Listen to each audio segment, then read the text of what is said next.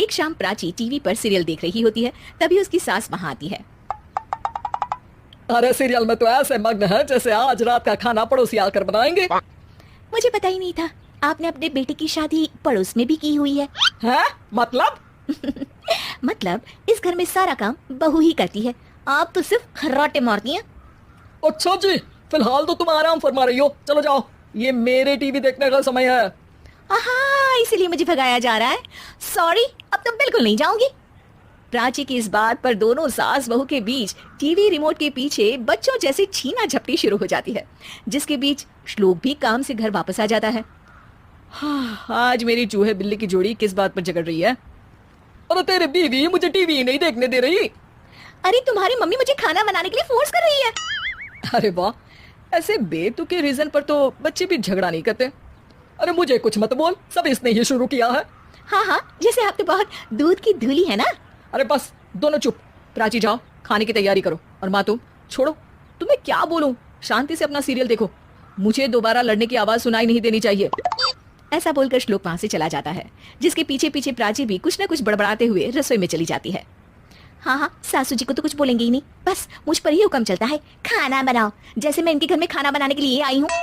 इसी तरह शाम बीतती है और रात को श्लोक और प्राची की सास खाना खाकर सोने चले जाते हैं, लेकिन प्राची गुस्से में कुछ खाए बिना काम में ही लगी रहती है। इस घर में किसी को घंटा फिक्र नहीं पड़ता, मैं खाऊं या भूखी रहूं। प्राची कुछ देर के लिए रसोई से बाहर जाती है और जैसे ही वापस आती है तो वहां दूध का भरा ग्लास देखकर हैरान रह जाती है। फिक्र पूरी है, बस दिखाना नहीं है।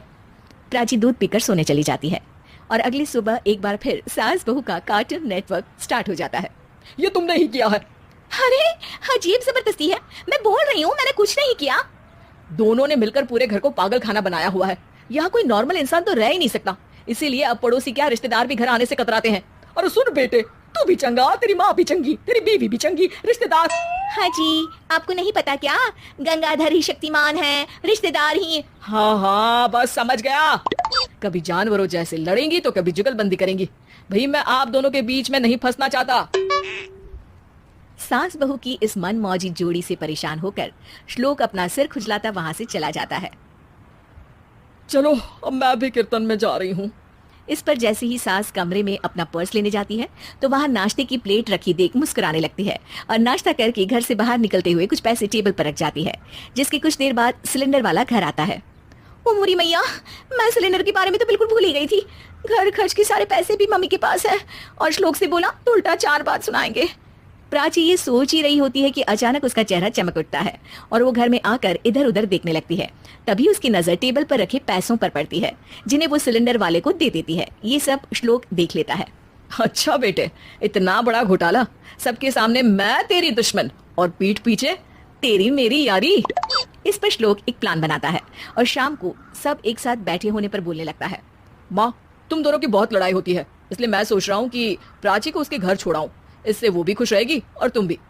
अचानक श्लोक की ये बात सुनकर सास बहू शौक से उसकी तरफ देखती है। अरे ऐसे कैसे घर छोड़ाओगे, मुझे कहीं नहीं जाना। अरे तुमने बोला नहीं पर मैंने सुन लिया, तुम्हें मम्मी के साथ रहना अच्छा नहीं लगता, मुझे पता है। अरे वो अरे, जब बहू खुद कुछ काम बोले तो वो तुझे सुनता नहीं, और अब जो इसने बोला ही नहीं वो तू समझ गया। जब उसे नहीं जाना तो फिर जबरदस्ती क्यों कर रहा है? अच्छा, फिर आपको मौसी के घर छोड़ाता हूँ। बस अब आप दोनों एक घर में एक छत के नीचे नहीं रह सकती। मैं इस टॉम एंड जेरी की जोड़ी को और नहीं झेल सकता। है? ऐसे कैसे नहीं रह सकते? तुम्हें इतनी दिक्कत है तो तुम्हारा बोरिया बिस्तर पैक कर देती हूँ, लेकिन मम्मी जी कहीं नहीं जाएंगी। बिल्कुल यही सुनना था मुझे। अगर दोनों में इतना ही प्यार है फिर हर वक्त ये लड़ाई का नाटक क्यों करती हो? देखा मैंने कैसे माँ किचन में दूध रखती है और तुम उनके लिए कमरे में नाश्ता रखती हो, और कैसे वो पहले ही तुम्हारी दिक्कत समझकर घर में पैसे रखकर बाहर जाती है। अरे भाई, इतना ड्रामा तो डेली सोप में भी नहीं होता जितना तुम दोनों ने इस घर में फैलाया हुआ है। तू हमें टॉम एंड जेरी बोलता है ना, तो याद कर वो दोनों भी एक दूसरे को बाहर वालों की बुरी नजर से बचाने के लिए हमेशा सबके सामने लड़ते थे, लेकिन अकेले में दिक्कत के समय मदद भी तो करते थे। बस हमारा रिश्ता भी कुछ ऐसा ही है। और वैसे भी अगर सास बहू में तू मैं नहीं होती तो दुनिया वालों को कहानियां कैसे मिलेंगी?